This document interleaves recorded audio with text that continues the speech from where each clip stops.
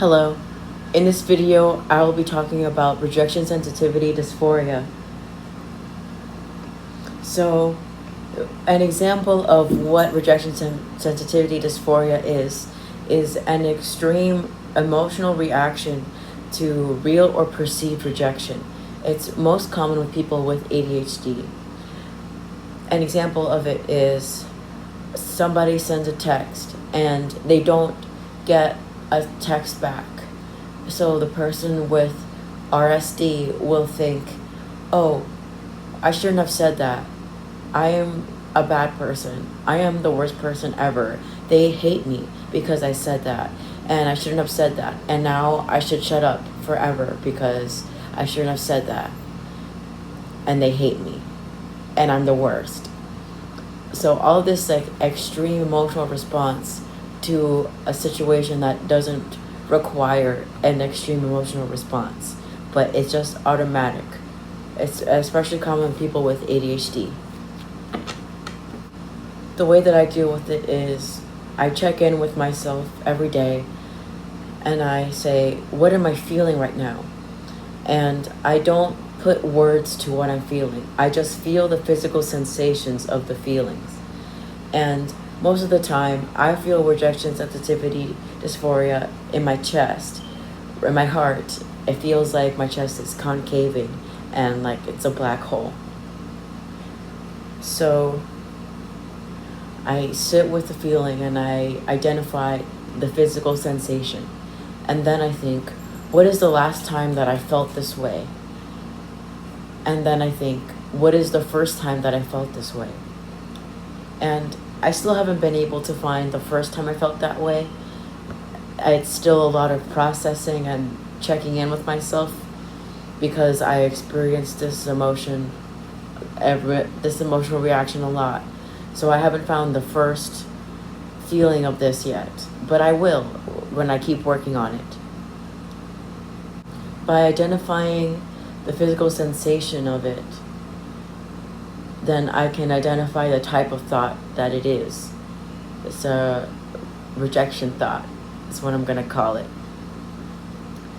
So the way that I've been struggling with taking care of myself is being compassionate toward myself. All of the standard advice for dealing with rejection sensitivity dysphoria has been be compassionate toward yourself, go to therapy, and take medication. And the hardest part is being compassionate toward myself.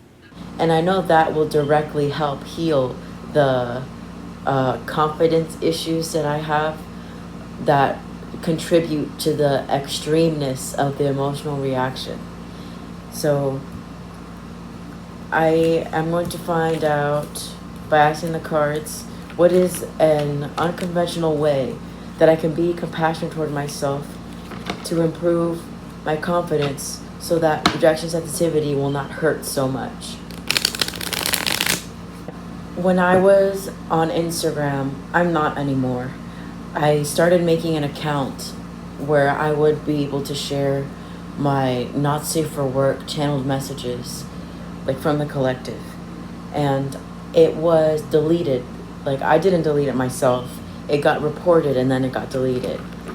And it was a hit to my confidence because I worked a lot on the artwork behind the account, and something that would help me gain confidence is painting more again, because when I was painting for that, I had the intention of I'm painting so I can feel better. Something else is writing poetry. I've been writing poetry mostly about coping with sad stuff, but if I write the poetry for for fun instead of just for coping, then it will help my confidence improve, and that will lessen the severity of the extremeness of the emotional reactions that I have with rejection sensitivity. Something else is scripting with manifesting. I don't really like to do that because of my confidence level. When I write down the positive phrases, it makes me feel like I'm lying, and it doesn't really help with my confidence. But if I find a better way to manifest by scripting, then that will help me improve my confidence. And I think that I can do that with poetry. That's what I'm getting from the cards that I have set out here. Something else is that even though it is difficult for me to be conventionally compassionate toward myself, I still have to work on that because I have a lot of internalized grief that I haven't dealt with yet. And being compassionate toward myself is really hard. So if I have the perspective of I'm dealing with grief, so I should be compassionate for myself to deal with the grief, then that will enable me to put the stepping stones in place of being compassionate toward myself in the first place, because I'm not usually nice to myself, especially in the way that I speak to myself. So those are some ways that I can learn to be more confident, so that the severity will reduce. Is there anything else? Something that I struggle with is also professional boundaries.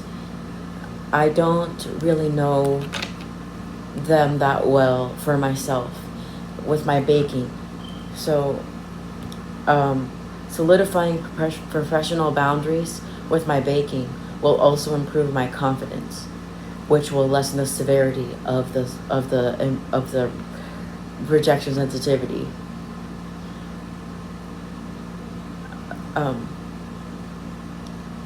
Something with professional boundaries is that even though I wasn't able to have the Not Safe for Work Instagram account because it got closed, not by my choice, I have been thinking about making a Not Safe for Work YouTube account where I can do my Not Safe for Work tarot readings there. And that's something that I can look forward to doing once I get more settled down from moving from this apartment. So I have a clear set plan of what to do to lessen the severity of the emotional sensitivity from rejection. Write poetry, do artwork with the intention of this is to make me feel better, instead of just doing it and not feeling better because I don't have the intention with it. Altering the way that I script so that I can manifest confidence with poetry as well, separate from the poetry that I will write. And being compassionate toward myself in the grieving sense so that I can have the building blocks for compassion toward myself.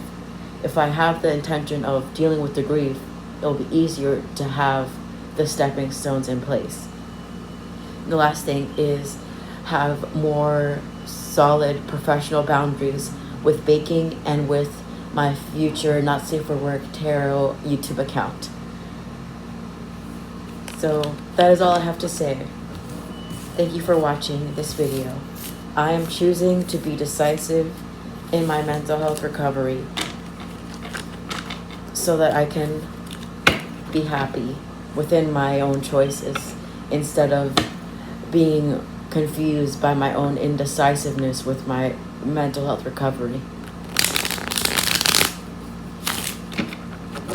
I'm going to ask for the last card to close out this reading.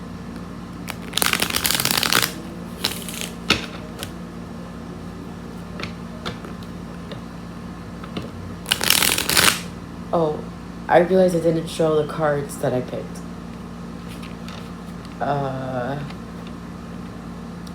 Okay, the ones for the coping skills that I picked were the King of Pentacles, the Ace of Wands in reverse, the Two of Swords sideways, the Nine of Cups in reverse. What was the other thing? The Knight of Cups and the Hermit. And what was the other thing? What was the last thing I put? The Tower, the Five of Cups in reverse, and the Page of Cups upright. Those were all the cards. Sorry I didn't show them, I forgot. Okay, so the last card that I'm going to pick to close out this reading.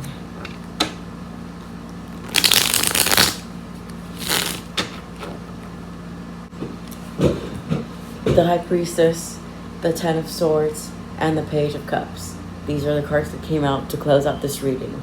So I am not having a hard time with my spiritual boundaries. I've been doing really well in that. So I'm closing this out with giving myself credit for enforcing my spiritual boundaries, because I'm doing a great job.